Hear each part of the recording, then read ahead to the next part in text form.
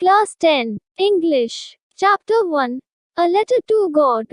इस पाठ को अच्छी तरह समझने के लिए सबसे पहले आज हम इस पाठ का हिंदी अनुवाद एवं हिंदी सारांश का अध्ययन करेंगे।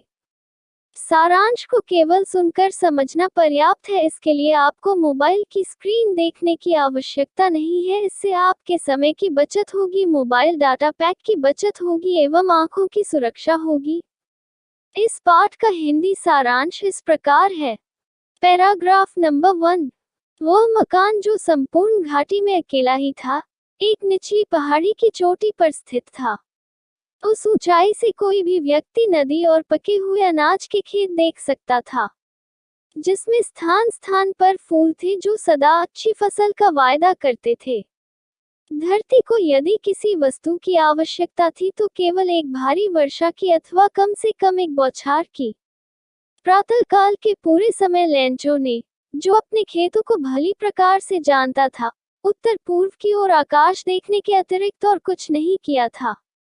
प्रिय, अब हमें कुछ वर्षा का जल प्राप्त होने ही वाला है। उस स्त्री ने, जो भोजन तैयार कर रही थी, उत्तर दिया, हाँ, यदि ने चाहा। बड़े लड़के खेत में काम कर रहे थे, जबकि छोटे लड़के घर के पास खेल रहे थे।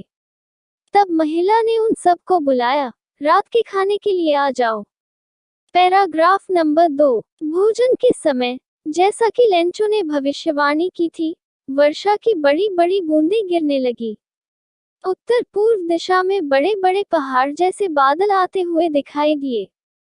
वायु स्वच्छ तथा सुगंधित थी। वह व्यक्ति केवल इसलिए बाहर निकल पड़ा कि वर्षा की बूंदों का आनंद अपने शरीर पर अनुभव करेगा, और जब वह लौटा तो आश्चर्यपूर्वक चिल्लाया, ये आकाश से गिरने वाली वर्षा की बूंदें नहीं हैं, ये नए सिक्के हैं। बड़ी बूंदें 10 सेंट के सिक्के हैं और छोटी 5 सेंट के। एक संतुष्ट भाव से उसने वर्षा की चादर में लिपटे हुए अपने पके हुए अनाज और उसके फूलों से भरे हुए खेत को देखा, किंतु अचानक तेज हवा चलने लगी और वर्षा के साथ बहुत बड़े बड़े ओले गिरने लगे। ये वास्तव में नए चांदी के सिक्के समान दिखाई देते थे। लड़के अपने कपड़े उतारकर खुले शरीर से उन जमे हुए मोतियों ओलों को बटोरने के लिए घरों से बाहर दौड़े।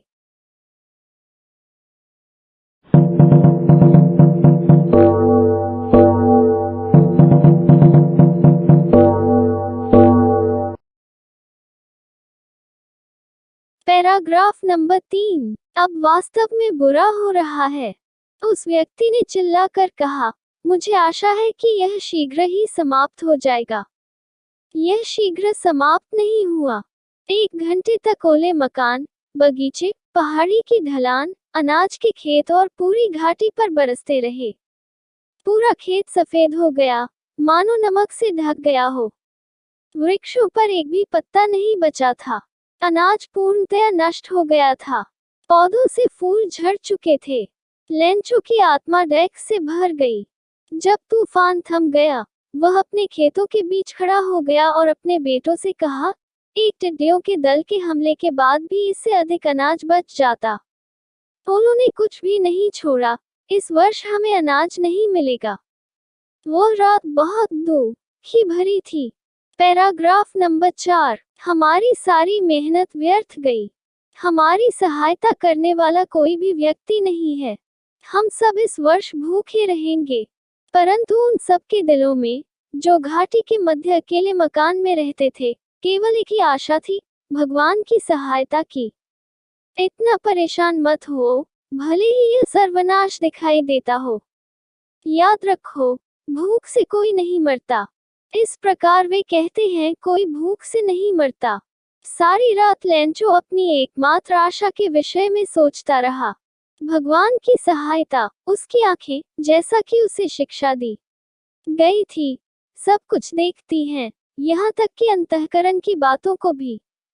लेंचो मनुष्य होते हुए भी एक बैल था, जो खेत में पशु की तरह काम करता था, किंतु फिर भी वह लिखना जानता था। अगले रविवार को सूर्योदय के समय वह एक पत्र लिखने लगा, जिसे वह स्वयं शहर ले जाएगा और डाक में डालेगा। यह भगवान के नाम पत्र से कुछ कम नहीं था।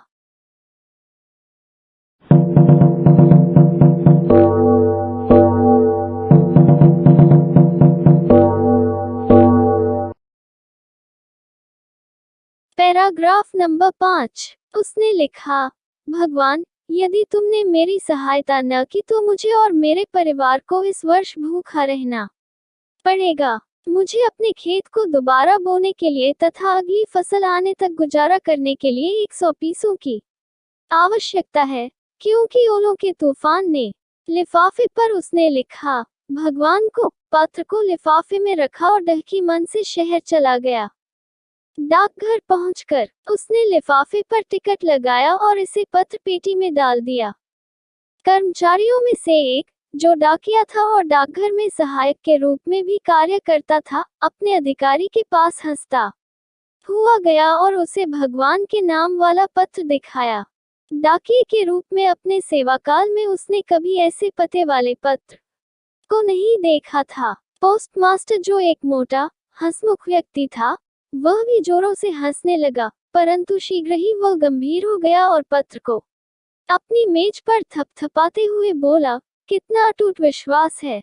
काश मुझे भी उस आदमी जैसा विश्वास होता जिसने यह पत्र लिखा है, जो भगवान से पत्र व्यवहार आरंभ कर रहा है। Paragraph number 6। अतः लेखक की भगवान में आस्था को बनाए रखने के लिए पोस्टमास्टर के मन में एक विचार आया कि पत्र का उत्तर दिया जाए, लेकिन जब उसने उसे खोला तो यह स्पष्ट था कि इसका उत्तर देने के लिए सद्भावना, कागज और स्याही के अतिरिक्त कुछ और भी चाहिए था। परंतु वह अपने निश्चय पर अड़ा रहा। उसने अपने कर्मचारियों से धन मांगा, स्वयं अपने वेतन का एक भाग दिया और अपने कई मित्रों को भी दान के नाम पर कुछ देने के लिए विवश किया। उसके लिए 100 पीसों को इकट्ठा करना असंभव हो गया, अतः वह उस किसान को आधी राशि से कुछ अधिक ही भेजने में समर्थ हो सका। उसने धन को एक लिफाफे में डाला, उस पर लेंचो का पता लिखा और उसके साथ एक पत्र पर हस्ताक्षर के रूप में एक शब्द भगवान लिख दिया। अगले रविवार को लेंचो यह जानने के लिए कि उसका कोई पत्र आया अथवा नहीं, समय से कुछ पहले ही आ गया। डाकिये ने स्वयं उसे वह पत्र दिया, जबकि पोस्टमास्टर ने कार्य करने वाले संतुष्ट व्यक्ति की भांति अपने दफ्तर के दरवाजे से देख रहा था। Paragraph number 7।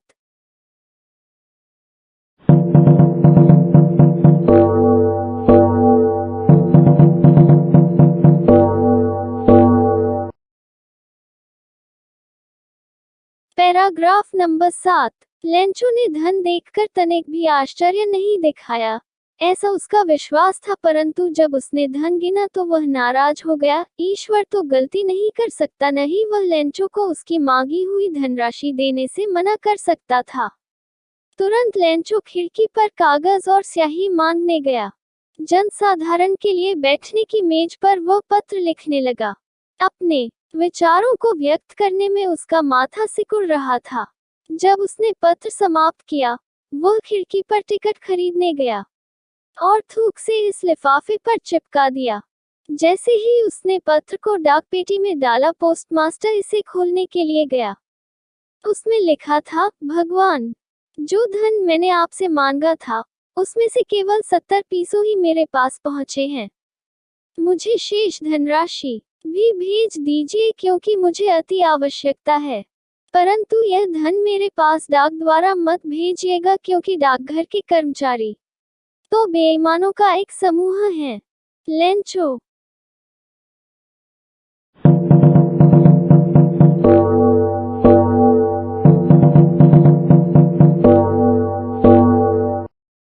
Student welcome. अभी हम अध्ययन कर रहे थे class 10th, subject English, chapter 1, a letter to God. इस कहानी का मुख्य पात्र है लेंचो और लेंचो के ईश्वर पर विश्वास पर यह पूरी कहानी टिकी हुई है। इस कहानी के लेखक हैं जी.एल. फ्लुएंस।